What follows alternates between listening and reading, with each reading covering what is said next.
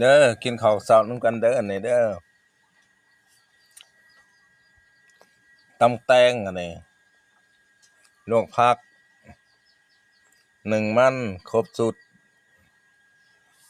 มีขั่วหมกแตงนี่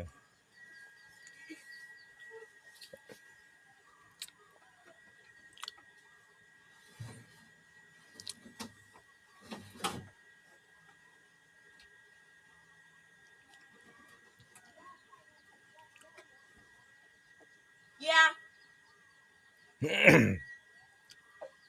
ฟังน้ำยางน้ำเงา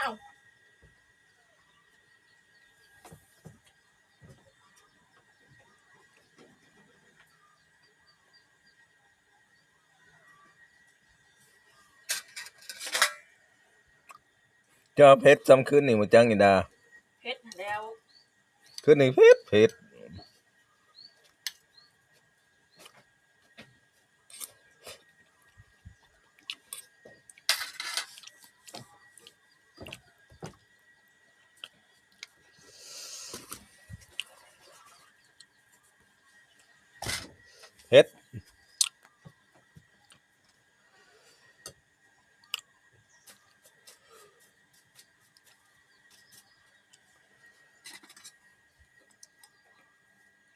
มันขั่วหมกแตงขั่วไข่ใส่หมกแตงตัวนึง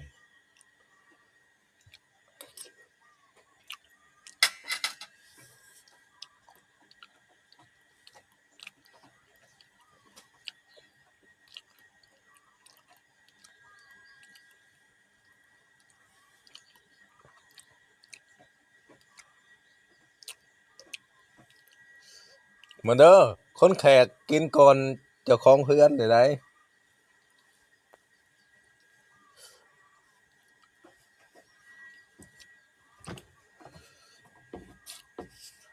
ขมเนาะ